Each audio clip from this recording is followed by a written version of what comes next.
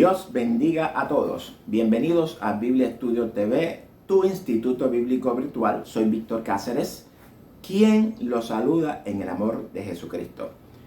Hoy empezamos una serie de estudios sobre la carta de Pablo a los Efesios.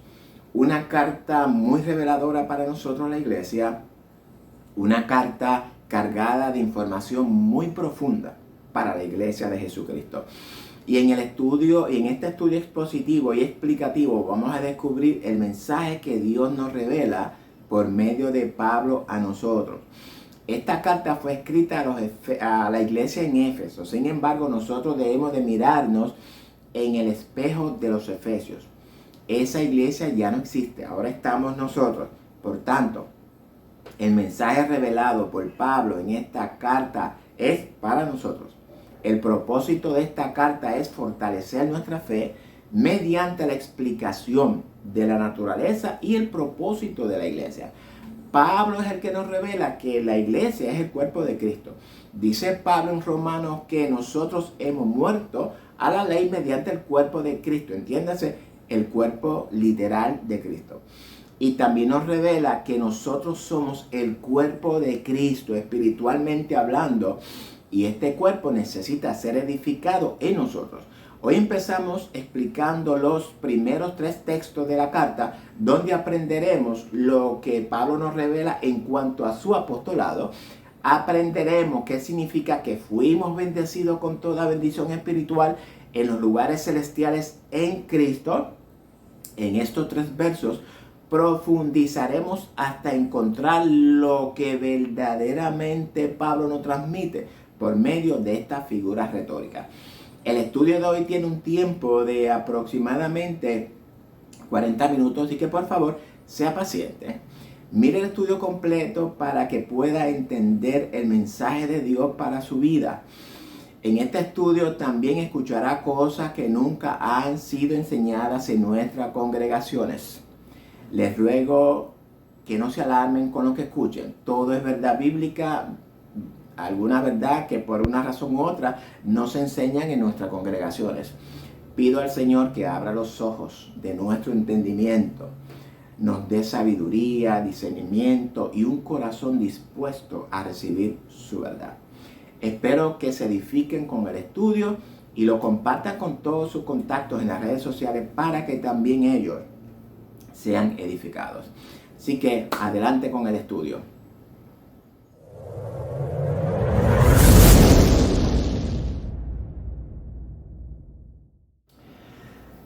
Hoy vamos a empezar leyendo el verso 1 del capítulo 1 de Efesios. Y para mi comodidad, algunos versos partidos los voy a leer desde la pantalla. Pablo, apóstol de Jesucristo por la voluntad de Dios. Pablo al inicio de sus cartas siempre se encarga de certificar que él es un siervo de Dios, su apostolado. Es decir, el llamado que Dios le ha hecho a ser apóstol y maestro a los gentiles es un llamado directo del Señor. Pablo siempre muestra sus credenciales, las cuales en algunas de sus cartas están respaldadas por su experiencia con el Señor en su camino a Damasco. El mensaje que Pablo quiere transmitirnos a los lectores, a los que estudiamos sus cartas, es que Dios es el que llama hombres y mujeres y los envía a una comisión. Pablo es un enviado, un comisionado, un embajador, y esa comisión se centra en la autoridad del remitente, es decir, con la autoridad divina. Ahora bien, existen en las escrituras unas señales que identifican al verdadero apóstol, al verdadero embajador. Estas señales las encontramos en 2 Corintios 12:2 y dice señales, prodigios y milagros. Estas señales ilustran el poder espiritual de alguien que ha sido llamado o comisionado por el Señor para algo en particular. En otras palabras, una persona clara y enfocada para abrir nuevos caminos y traer unidad a la iglesia. A este apostolado es el que se refiere Pablo. Ahora bien, no podemos confundir estas señales de 2 Corintios, las cuales son señales que siguen a los enviados de Dios a una misión o una comisión, ya sea evangelista, misionero o cualquier llamado que el Señor nos haga para ir a predicar su evangelio. Estas señales no son las mismas señales que Jesús revela en Marcos 16, 17, 18. Jesús es claro y nos dice que a los que creen, es decir, a los que han confesado y se han arrepentido de sus pecados y han creído por medio de la fe en el sacrificio de Cristo, efectuado a su favor, han nacido de nuevo, estas señales los seguirán: echar fuera demonios, hablar nuevas lenguas, tomar serpientes en las manos, beber cosas mortíferas y sanar a los enfermos. Estas señales siguen a los que han creído. Estas señales están relacionadas con nuestro carácter, nuestra forma, nuestra nueva forma de vida, nuestra transformación. Jesús en estos versos usa figuras retóricas para ilustrar lo que Él nos quiere transmitir. En otras palabras, que esas señales lo identifican como verdaderos creyentes o discípulos. Hablamos de un ministerio personal con Dios, una nueva relación con Dios, es un modus vivendi o una forma de vida santa y sin mancha.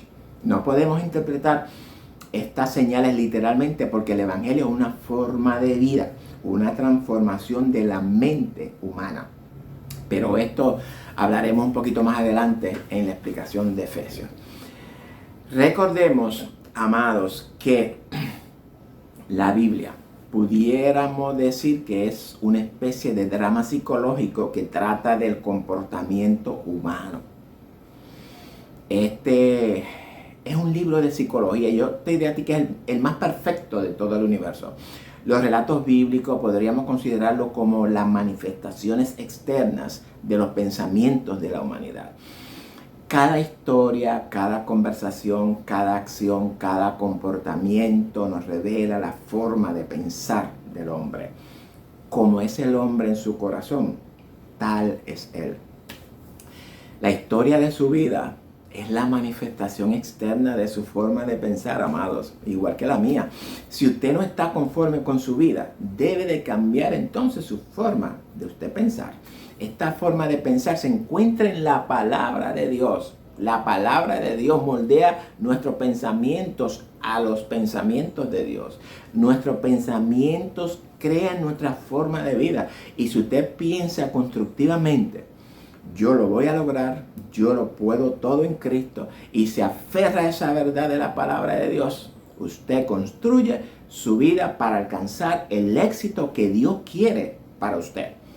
Por lo contrario, si usted es de lo que viven pensando en que su vida es un fracaso, que usted no lo puede lograr, esa es precisamente la vida que usted va a construir, una vida fracasada.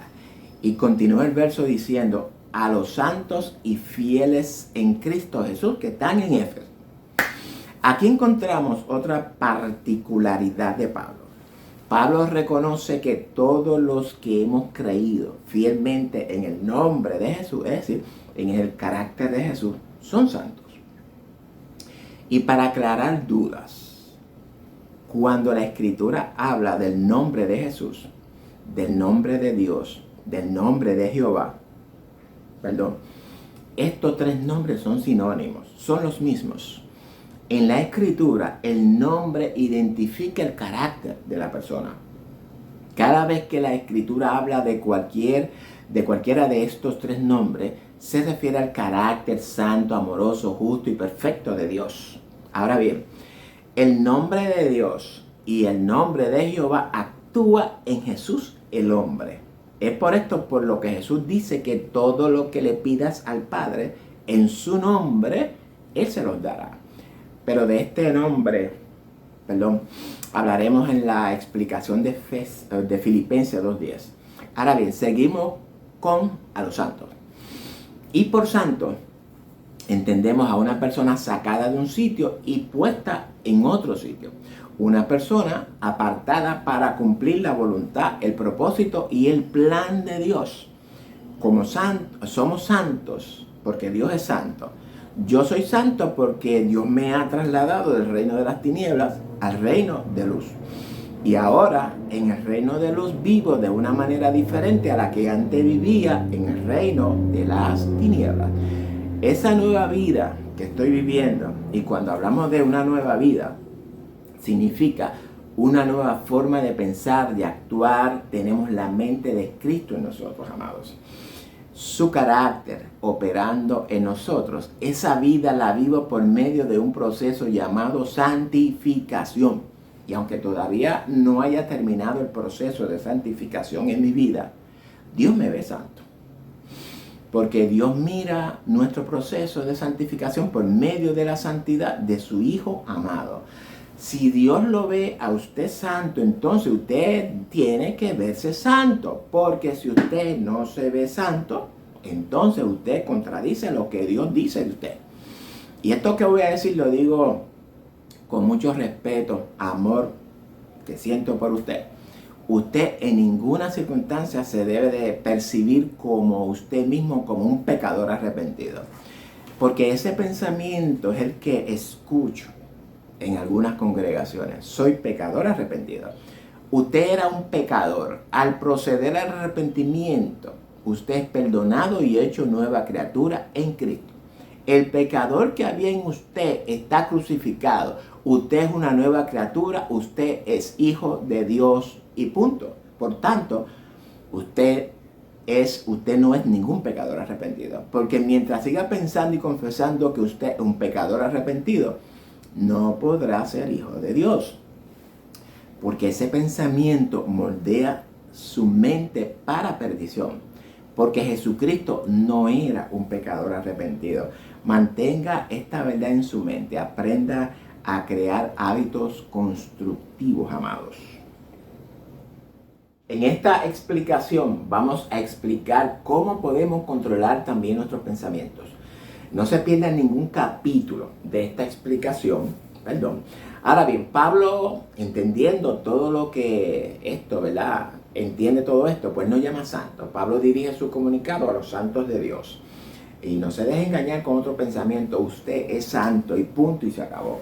Además de llamarnos santos, también Pablo nos llama fieles. Y este es otro pensamiento que tenemos que adaptarlo a nuestra mente, amados.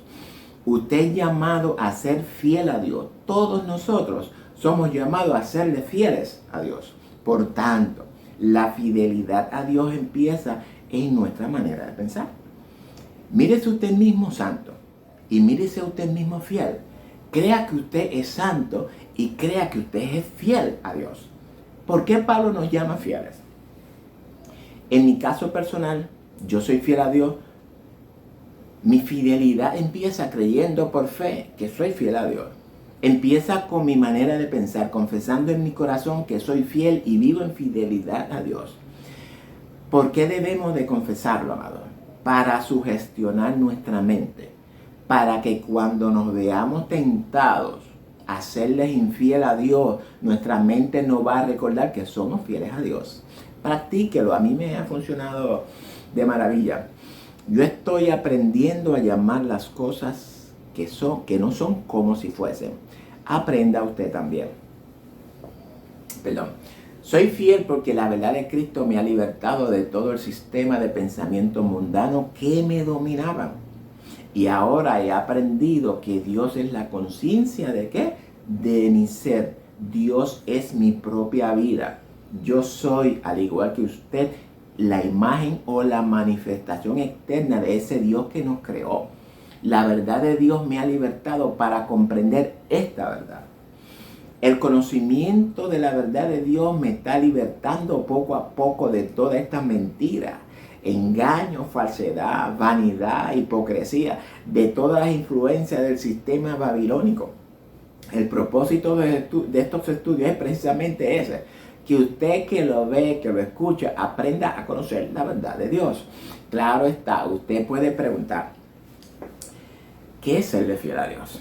Bueno, aparte de todo lo que he dicho, nosotros la iglesia somos fieles a Dios cuando no tenemos ningún compromiso con el sistema de pensamiento babilónico. En otras palabras, no nos contaminamos con la comida ni con el vino de Babilonia. Y voy a explicar. Esto porque entiendo que esta determinación de Daniel ha traído muchas confusiones en las congregaciones. Se nos ha enseñado que Daniel habla de una comida literal y eso es una falsa interpretación.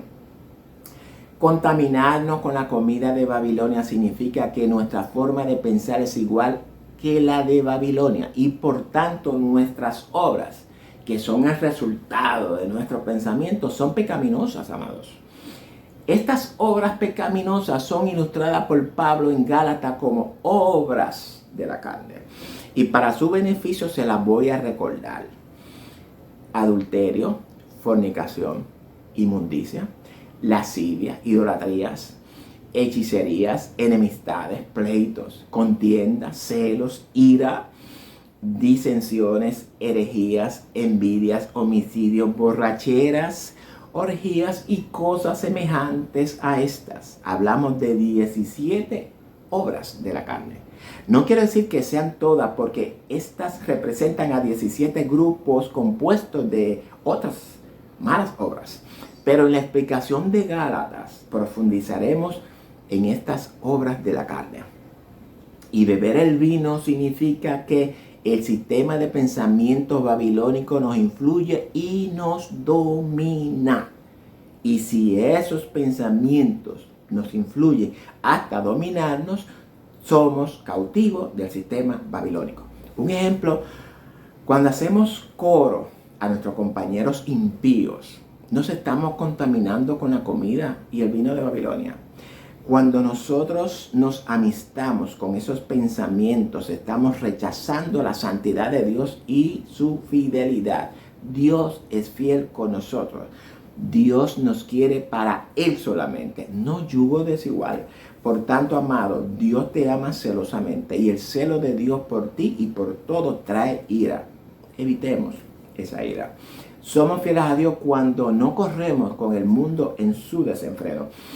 Y ese desenfreno del mundo es la consecuencia de su manera de pensar. Como es el hombre en su corazón, en su alma, en su mente, en su conciencia, tal es él. Pero usted no es del mundo. Vivimos en el mundo, pero no vivimos como el mundo vive. Somos santos de Dios. Usted tiene un rey soberano en su mente, en su conciencia, en su corazón. Un Señor supremo a quien debe obediencia y sometimiento. Dios llama a su pueblo a salir de Babilonia.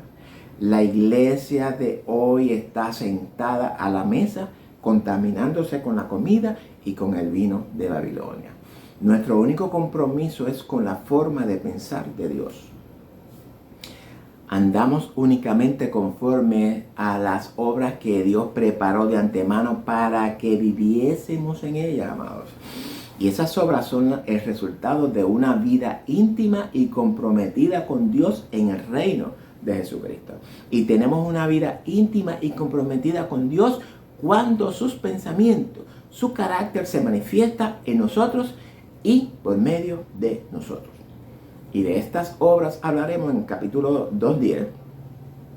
Recordemos que somos la imagen externa de Dios. Nosotros somos uno con el Padre, pero el Padre es mayor que nosotros. Ser uno con el Padre significa que el carácter del Padre que habita en nosotros es nuestro mismo carácter. Y ser mayor que nosotros significa que es nuestro Creador y le debemos obediencia, reverencia y veneración. Jesús le revela a los discípulos en Lucas 17:21 que el reino de Dios está entre ellos mismos. Es decir, que ese reino de Dios es el mismo Jesús. Cuando creímos en Jesús, el reino de Dios vino a morar en nosotros. El reino de Dios está en nosotros y esto lo vamos a ver más adelante en la explicación de Efesios capítulo 2:6. Si usted no vive en el reino y el reino en usted, entonces usted todavía vive en el reino de Babilonia.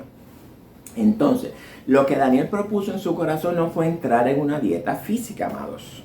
La dieta de Daniel fue una dieta espiritual. Daniel propuso ayunar del sistema de Babilonia, propuso en su corazón no pecar. Tan sencillo como eso, amados. Es importante que entendamos estas dos descripciones que Pablo hace de las personas que van a leer su carta. Y esta carta fue escrita para usted y yo. Para nosotros, porque si ser santo y fiel no lo describe a usted, entonces usted no podrá entender el mensaje que Dios nos revela por medio de esta carta. Continuamos con el verso 2. Verso 2. Gracia y paz a vosotros de Dios nuestro Padre y del Señor Jesucristo. Y para culminar su introducción, Pablo ahora nos desea gracia y paz. Y por gracia entendemos la inclinación de Dios hacia nosotros, el favor de Dios hacia nosotros, ya que su voluntad es bendecirnos. Y esa paz es el resultado de nuestra comunión, de nuestra reconciliación, de nuestra glorificación, de nuestra intimidad con nuestro Padre Celestial. Y este Padre Celestial lo voy a explicar más adelante. Y ahora vamos a entrar en el verso 3, que es un verso muy revelador. Y antes de continuar es importante que la iglesia sepa que en esta carta a los Efesios, Pablo nos revela información extra importante para el cuerpo de Jesucristo. Importante también es entender cómo ya lo estamos viendo en la carta, y es que todo el mensaje de Pablo hasta el momento se relaciona con nuestra forma de pensar, nuestra mente, nuestra conciencia, nuestro corazón, nuestro carácter. Dice el verso 3, bendito sea el Dios y Padre de nuestro Señor Jesucristo. Pablo aquí nuevamente nos recuerda que Dios es Dios y Padre de nuestro Señor Jesucristo. Y cuando en la escritura se repite algo muy seguido, significa que el escritor trata de captar nuestra atención, de revelarnos algo importante. Primero nos desea gracia y paz, y esa gracia y esa paz de Dios nuestro Padre y del Señor Jesucristo. Ahora bien, ahora Pablo bendice al Dios y Padre de nuestro Señor Jesucristo. Fíjense que en ambos versos Pablo revela que el Señor Jesucristo tiene un Dios y un Padre. En otras palabras, que Dios es Dios y a la misma vez es Padre del Señor Jesucristo. Y esta forma en la que Pablo se expresa acerca de Jesucristo nos debe de llevar a preguntarnos lo siguiente. Si Pablo en Colosenses 1:15 afirma que Jesucristo es la imagen o la manifestación del Dios invisible, y de cierto que lo es, y dice también que Jesucristo es el primogénito de toda creación, y de cierto que lo es, entonces, ¿por qué Pablo aquí nos dice que Dios es Dios y Padre de nuestro Señor Jesucristo? Porque nuestros teólogos afirman que Jesús era 100% Dios y 100% hombre, afirmación que hasta el día de hoy permanece en nuestras congregaciones. Y no quiero decir que Jesús no era 100% Dios y 100% hombre, sí era 100% Dios y 100% hombre. Con lo que no armonizo con nuestros teólogos es en la manera en la que lo interpretan. Por tanto, entiendo que en esa interpretación pudiera haber algún tipo de error.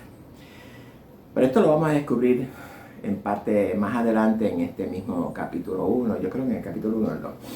Y también cuando estemos explicando a Colosenses. Bueno, traje esta pregunta para ponerlos a pensar. Dice Pablo que bendice al Dios y Padre. Bendecir a Dios significa consagrarse al Señor en un verdadero compromiso. Ofrecernos, porque Dios es digno de toda nuestra entrega, es decir, un dulce abandono, es decir, entregarnos a la voluntad de Dios, que de igual manera es nuestro Padre y es nuestro Dios también. La bendición es parte del ciclo ordenado por Dios para producir más bendiciones o más beneficios, como usted entienda, para aquellos que aprecian lo que está consagrado. Ahora bien, ¿por qué Pablo dice al Dios y Padre? Pablo lo bendice porque, y ahora viene la segunda parte, porque nos bendijo con toda bendición espiritual en los lugares celestiales en Cristo. Y aquí necesito, como siempre, su atención, porque hoy vamos a aprender qué significa que fuimos bendecidos con toda bendición espiritual en los lugares celestiales en Cristo. Hoy vamos a subir de nivel en nuestro conocimiento del Hijo de Dios. Hoy vamos a comer comida sólida. Y es tiempo de que la iglesia salga del jardín de infancia, salga de los rudimentos del Evangelio, por favor. En este estudio bíblico de Efesios vamos a crecer en nuestra fe, en el conocimiento del Hijo de Dios. Vamos a aprender quién es el Hijo de Dios y quiénes somos nosotros. Y vamos a empezar definiendo algunas palabras. Vamos a empezar definiendo el término bendijo. Y antes de continuar, entiendo que hay muchos hermanos que no les gustan las explicaciones. Son hermanitos que quieren que vayamos al grano. Sin embargo, esos hermanitos son los que nunca entienden. Y esto lo digo por experiencia. Estamos viviendo en una época del microondas, una época del todo rápido. Pero dejemos el microondas para calentar la comida. El estudio profundo de la palabra exige escudriñarla. Y escudriñar es algo que no se logra en un par de minutos, amados. Por tanto, no seamos como ese pueblo que dice Dios que se pierde por falta del conocimiento. Somos estudiantes de la Biblia. Estamos en un instituto bíblico virtual, pero es un instituto bíblico. El propósito de mis explicaciones es que nadie termine con lagunas. Soy bien claro en eso. Usted tiene toda la libertad de dejar de mirar este estudio explicativo, si usted quiere, e ir a quienes le brinden enseñanzas rápidas de microondas, con todo respeto y el amor, se lo estoy diciendo. Perdóneme si se ha ofendido, no es mi intención hacerlo. Lo digo por el amor que siento por todos ustedes. Continuamos con la definición de bendijo. Este término griego usado por Pablo es eulogía y se refiere a la lógica de Dios que trae sus bendiciones o beneficios a la iglesia. Algunos dicen que Dios no es lógico, pero créame, Él es el más lógico de todos. La bendición viene a través de la obra interna en nosotros de la fe de Dios. Esta lógica del Señor en su perfecto amor trae poder a quienes reciben lo que Él llama lo bueno o lo bien. Ahora bien, estas bendiciones a las que Pablo se refiere, anótelo, son la suma de todos los beneficios que Dios preparó desde el principio para el beneficio, y entiéndase, todo tipo de beneficios de sus santos, de usted y yo. Es como un almacén repleto de todo tipo de provisiones disponibles para nosotros, donde encontramos capacidades, sabiduría, inteligencia, disciplina, forma de ganar dinero, capacidad para crear hábitos constructivos, el lenguaje de fe, que son nuestras nuevas lenguas, las que hablamos. Como dice Pedro, todo lo que pertenece a la vida y a la piedad, todos esos recursos están a nuestra disposición. Dice Pablo que esas bendiciones son espirituales. Y ahora vamos a definir qué significa espirituales. Y espirituales viene de la raíz espíritu. Y vamos a definir espíritu primero para que podamos entender entonces espirituales. De antemano sabemos que espirituales es un adjetivo derivado de espíritu. El término griego espíritu es neuma y el hebreo es ruah. Ambos, tanto el hebreo como el griego, tienen el mismo significado. Significa viento, que no es otra cosa que el aire que respiramos, aliento de vida, invisible, actitud, pensamiento, conciencia. En resumen, la escritura lo identifica como el carácter que define a la persona. Ahora bien, tomando la definición de espíritu, entonces, espiritual, que es el término griego neumáticos, y no se refiere a las gomas de los carros, por favor. Significa algo que está relacionado con el viento, el aire, la vida o lo invisible, o también a las actitudes, al pensamiento, la conciencia, al carácter, y podemos añadir percepción también. Para que podamos entender, voy a traer unos ejemplos. No me gusta dejar lagunas en mis estudios. Yo me esfuerzo y me he esforzado por preparar un estudio para bendecir al pueblo de Dios. Y lo hago de verdad con el amor, mucho amor y cariño por todos. Usted no se imagina el amor que Dios ha puesto en mi corazón por su pueblo, por cada uno de ustedes. En Génesis 2:7 dice que Dios, al formar al hombre, sopló en su nariz aliento de vida. Ese aliento es el ruah en el hebreo. Y fuimos seres vivientes porque Dios nos dio su vida. Nosotros vivimos porque Dios nos sopló su aliento de vida en nosotros, es decir, Él mismo.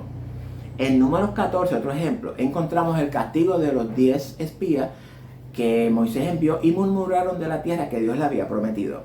Sin embargo, dice el texto que porque Dios, dice, por cuanto Dios vio que en Caleb hubo otro espíritu, es decir, que la actitud de Caleb o la forma de que él percibió o pensó es diferente a las actitudes o a las percepciones de estos 10 otros varones. Aquí encontramos actitudes positivas y negativas, pensamientos positivos y pensamientos negativos, percepciones positivas y negativas. Aquí vemos espíritu dentro de este contexto como una actitud. El contexto es lo que define la interpretación de la palabra.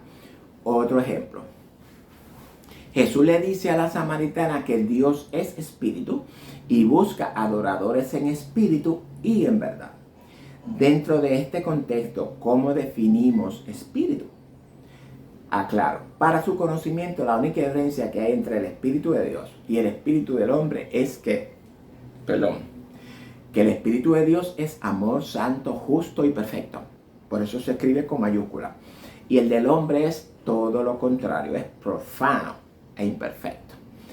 Pero es el mismo Espíritu porque Él puso de su Espíritu en nosotros. La diferencia es que el nuestro está degenerado por la desobediencia. Ya vimos que Pablo dice que Jesús es la imagen del Dios invisible. Por tanto, dentro de este contexto, Jesús le revela a la samaritana que Dios es invisible. No lo podemos ver, ese carácter. Por tanto, para adorar a ese Dios invisible, que es mente, carácter, debemos de adorarlo por fe. Y por adorar entendemos obedecerle, venerarlo, someternos, estar de acuerdo con Él conforme a toda su verdad. Adorarlo en verdad significa adorarlo conforme a todo lo que su verdad revela para nosotros. Hablamos de un estilo de vida. Adorar no es lo mismo que alabar, aunque la alabanza es parte de nuestra adoración. Lo adoramos con todo nuestro corazón, con toda nuestra mente, conciencia y alma. Adorarlo por fe, porque no lo vemos, pero lo tenemos dentro de nosotros. Todo lo que Pablo nos dijo anteriormente que aconteció en nosotros, lo hemos recibido por fe. Hablamos en un plano espiritual. Eso es adorarlo en espíritu y en verdad, Dentro del contexto de la samaritana, espíritu significa invisible, significa mente o carácter. Sin embargo, dentro del contexto de la escritura en su totalidad, todos los aspectos antes mencionados caracterizan a nuestro Dios creador. Ahora bien, luego de haber entendido esto, procedemos con bendiciones espirituales. Y lo explico. Cuando hablamos de bendiciones, dije que se refiere a todas las provisiones que ya Dios tiene preparadas para bendecir a sus santos, porque esa es su voluntad, bendecirnos. Todas esas bendiciones o provisiones son espirituales, es decir, que se encuentran en nuestras mentes, conciencia y por tanto son invisibles. Ahora bien, de igual manera como Jesús dijo que debemos de adorar a Dios, es decir, por fe, de igual manera es la que obtenemos esas bendiciones por fe. La pregunta es, ¿cómo desarrollamos esa fe? Primera de Corintios 2:16, Pablo nos revela que tenemos la mente de Cristo. La mente de Cristo en nosotros es el Espíritu de Dios en nosotros. Es decir, el Espíritu Santo y perfecto de Dios obrando en nuestra mente, en nuestro corazón, en nuestra conciencia, en todo nuestro interior. Y por otra parte tenemos la palabra de Dios. El Espíritu y la palabra son inseparables. De igual manera la fe. Amén. Esa fe que necesitamos para adorar a Dios procede del mismo Espíritu Santo en nosotros. El Espíritu de Dios o el Espíritu Santo es la mente santa y perfecta de Dios. Es nuestra mente, nuestra conciencia, nuestra vida, nuestra actitud, nuestra fe y lo encerramos todo en nuestro carácter perfecto de Dios, obrando en nosotros y por medio de nosotros. No quiero decir que nuestro carácter es perfecto, pero tenemos el carácter santo y perfecto de Dios en nosotros, santificando y perfeccionando nuestro carácter, preparándonos, capacitándonos, facultándonos para reinar. Porque hasta que no lleguemos al varón perfecto, a la estatura de la plenitud de Cristo, para ser hechos a la imagen del Hijo, para que el nombre de Jesús sea glorificado en nosotros y nosotros en Él, debemos de ser perfectos. La meta de Dios es conformarnos a sus pensamientos y a sus caminos, los cuales dice que son mucho más altos que los nuestros. Porque para reinar, para heredar el reino de Dios, tenemos que ser igual a Dios en pensamientos y en caminos. Entiéndase, su forma de pensar amorosa, santa, justa y perfecta, la cual se manifiesta en nuestra forma de vida amorosa, santa, justa y perfecta en nosotros. El Evangelio no es un vacilón, como muchos han creído. Porque hasta que ese dominio propio no sea una realidad en nuestra vida, no podremos reinar. Porque hasta que ese espíritu de amor, de poder y de dominio propio no sea una realidad en nosotros, no reinamos, amados. Es por esto por lo que Pablo siempre enfatiza en nuestra santificación y en el yugo desigual con Babilonia. La bendición espiritual significa que Dios, por medio de su espíritu, de su mente, pone a disposición, espiritualmente hablando, es decir, pone en nuestro espíritu, en nuestro corazón, en nuestro interior, en nuestra mente, todas esas bendiciones. Todas estas provisiones que le he mencionado, precisamente porque son tantas que son incontables. En otras palabras, que para que nosotros esas bendiciones sean una realidad en nuestra vida, debemos de creerlas en nuestra mente, confesarlas, imaginarlas, visualizarlas y recibirlas de antemano por medio de la fe del Hijo de Dios en nosotros. ¿Dónde se encuentran estas bendiciones espirituales? Pablo dice que se encuentran en los lugares celestiales. La pregunta es, ¿a qué se refiere Pablo con lugares celestiales? Lo acabo de explicar. Lugares celestiales se refiere a nuestra mente, nuestra conciencia, nuestro corazón, todo nuestro interior. Y esta enseñanza se encuentra plasmada en toda la Escritura, revelada por Pablo a la iglesia primitiva. Ahora bien, ¿en qué punto en la historia de la iglesia se desconecta de esta verdad? Pablo dice que después de su partida, es decir, después de que Él muera, entrarían en medio de nosotros lobos rapaces que no perdonarán al rebaño. Si vamos a la historia de la iglesia para el siglo 3, 4, encontramos que la iglesia fue seducida por el paganismo. Encontramos a un emperador romano llamado Constantino, que se hizo pasar por cristiano, integró la religión cristiana como la religión del imperio. Recordemos que Constantino tuvo que ver con la formación del canon bíblico. Constantino le dio forma a la religión cristiana, una forma que oculta esa revelación de Dios a la iglesia. En otras palabras, que la iglesia de Jesucristo pasa a ser el sistema religioso del imperio romano. La iglesia santa hace yugo con el imperio romano y lo mismo pasa en la actualidad. ¿Qué sucedió? Bueno, que el imperio católico romano descubre esta verdad, que el ser humano fue creado para reinar sobre la creación, que la mente del hombre es moldeable y se puede condicionar a lo que el hombre quiere. Una revelación que es para nosotros, el enemigo la descubre y la usa en contra de nosotros. Nace entonces el imperio papal.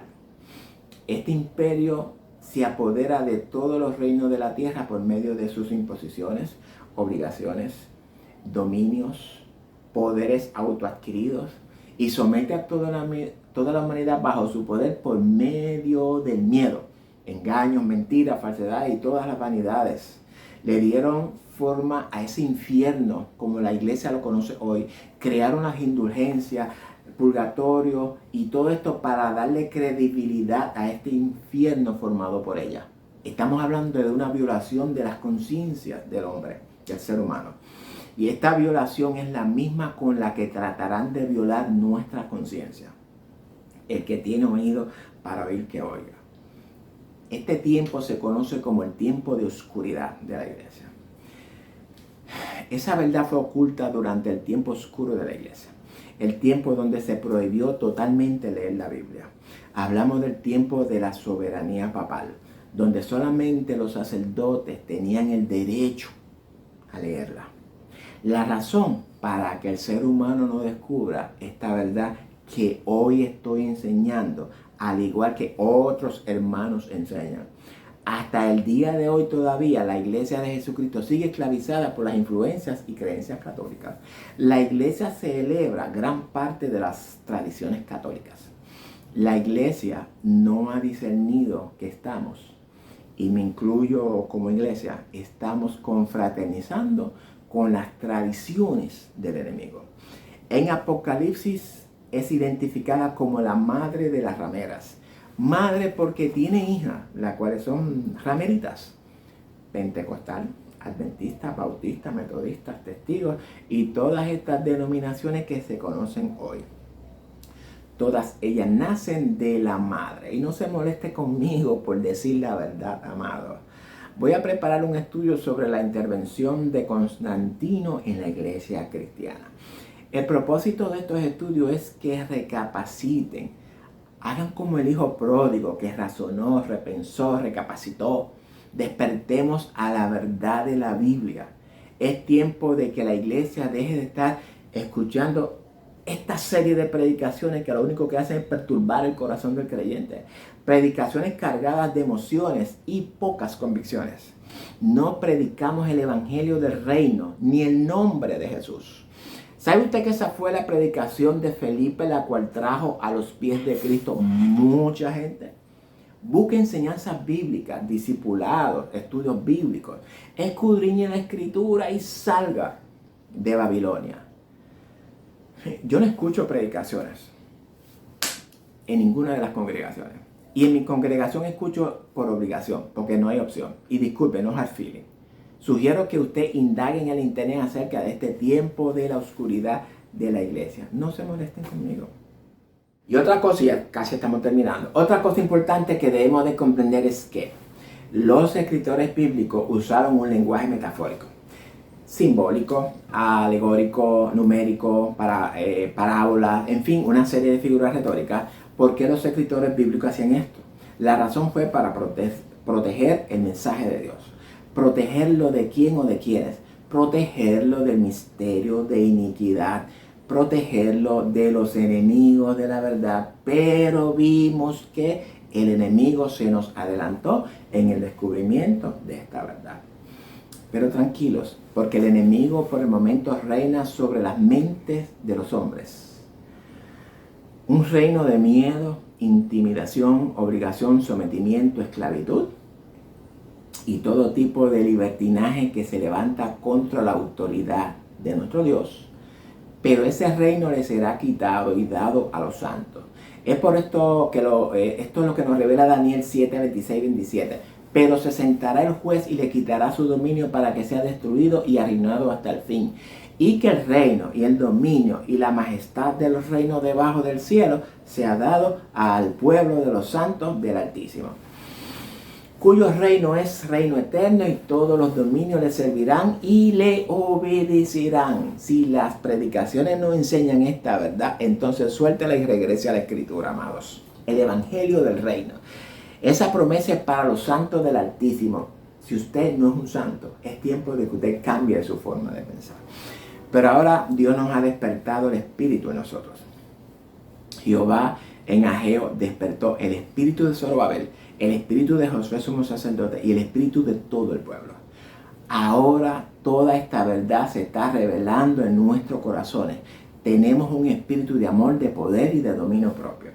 Dominio sobre nuestra mente que el enemigo no puede esclavizar, no puede cautivar, no puede engañar, no puede someter, no puede violar nuestra conciencia a menos que usted se lo permita. Porque tenemos al Rey soberano, al Señor supremo sobre nuestras mentes. Dice Pablo en 2 de Tesalonicenses que el enemigo se sienta en el trono de Dios, es decir, en nuestro corazón, como si fuese Dios haciéndose pasar por Dios. Pero esos son los que se dejaron violar su conciencia. Los cristianos y los mundanos, los cristinos. Pero el pueblo santo sin mancha nunca dejará violar su conciencia, primero muertos. Pero de esto continúa hablando en el capítulo 2:6. No te puedes perder ni un segundo de estos estudios explicativos, amado. Si hay algo que el enemigo no ha descubierto ni descubrirá en la Escritura, esta verdad oculta está protegida como una especie de encriptación. Y por encriptación entendemos un modo de proteger información o datos mediante una escritura codificada. Que solamente los que han nacido de nuevo, los que han recibido el Espíritu de Dios por medio del arrepentimiento, pudieran interpretar las escrituras. Necesitamos la sabiduría de Dios para interpretar correctamente este tipo de escritura. El libro de Apocalipsis es totalmente simbólico. Por tanto, no podemos interpretarlo literalmente. El enemigo no ha podido romper el código de Apocalipsis. Nosotros sí. La información que el ángel revela a Juan es exclusivamente para el conocimiento y el entendimiento de los acontecimientos futuros para la iglesia y para toda la humanidad. Pero solamente la iglesia lo puede interpretar. El enemigo no puede interpretarla. No se deje engañar cuando le hablen de Apocalipsis. Piense. Ahora bien, este tipo de escritura encriptada la encontramos en todos los libros de la Biblia, sin excepción. Todos nos revelan información encriptada. Es nuestra responsabilidad discernirla. Este texto de Pablo no es la excepción. Pablo usa esta frase en lugares celestiales y agárrese de la silla, aunque yo lo acabo de explicar. Pablo se refiere al interior del hombre, la mente, la conciencia. El término griego que usa es epouranios, impacto celestial. Y este término expresa la correspondencia adecuada entre el Espíritu de Dios y nuestro espíritu. Entre abrazar la voluntad preferida de Dios, como es en el cielo, y el cielo simboliza lo perfecto, la mente perfecta de Dios, donde encontramos su plan inmutable para cada uno de nosotros. Y ese cielo perfecto y esos lugares celestiales es donde también determinamos las escenas físicas de nuestras vidas. Es decir, el escenario en el cual usted desea vivir. El enemigo usa esto para mal, por medio de la obligación, por medio del miedo, pero nosotros lo usamos para el bien, para glorificar a nuestro Padre y Dios. Pero de esto vamos a hablar un poquito más adelante en las explicaciones de esta carta. Es decir, que estas bendiciones se hacen reales en nuestra vida cuando nuestro espíritu o nuestra mente corresponde al espíritu o a la mente de Dios en nosotros. Y corresponderse significa estar de acuerdo con la voluntad, propósito y plan de Dios. En la medida en la que correspondo al espíritu, de igual manera el espíritu corresponde a mi espíritu. Las bendiciones son nuestras por medio de la fe en Jesús, en nosotros. Las escenas físicas de vida son determinadas mediante nuestra fe en nuestro Padre Celestial. Y aunque sé que para muchos esto suena inverosímil, pero amado, es la verdad revelada. En el transcurso de estas explicaciones de Efesios lo vamos a ir explicando y descubriendo. Es decir, que Dios nuestro Padre nos ha bendecido con toda provisión espiritual en nuestra conciencia, en nuestra mente, en todo nuestro interior. Recordemos que estas bendiciones son espirituales, es decir, que son invisibles. No las podemos ver porque están en nuestra mente. Pero dice Jesús que si oramos en fe, se convertirá en una realidad en nuestras vidas.